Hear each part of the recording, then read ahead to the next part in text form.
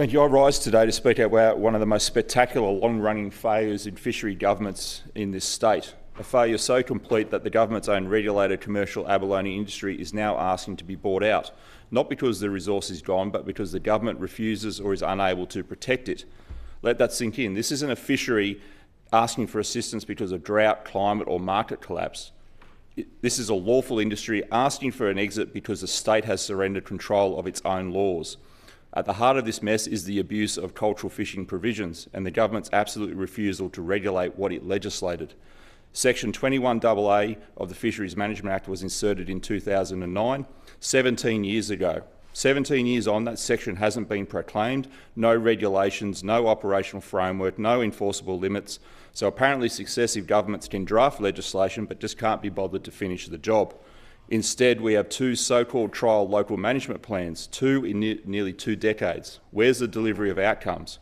Well, the only outcome, according to evidence given at budget estimates by Sean Sloan from DPI, is that more than 50% of the New South Wales abalone resource is being diverted into the black market out the back door. So not cultural fishing, not subsistence.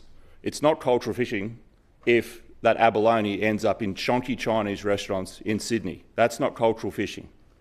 A black market operating at a scale that now rivals or exceeds the lawful commercial catch. When half of high-value fisheries disappears illegally and the government's response is more trials and more delay, that's not caution, that's capitulation. Commercial abalone fishers operate under strict quotas, GPS tracking, catch reporting, constant compliance and shrinking access. They follow the rules, they pay the price, and now they're watching their stock vanish in daylight. The result? Police now walking away from court cases before judgment costing taxpayers $1.8 million.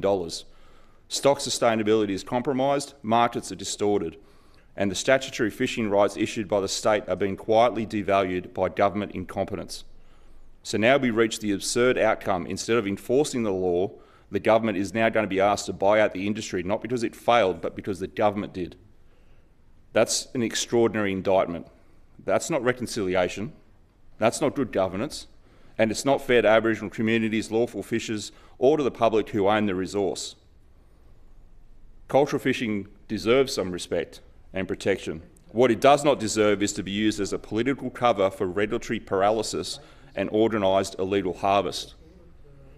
The government has two choices: either proclaim Section 21AA, create proper regulations, enforce the law and protect the resource, or admit that it no longer governs this fishery and compensate those it has clearly failed.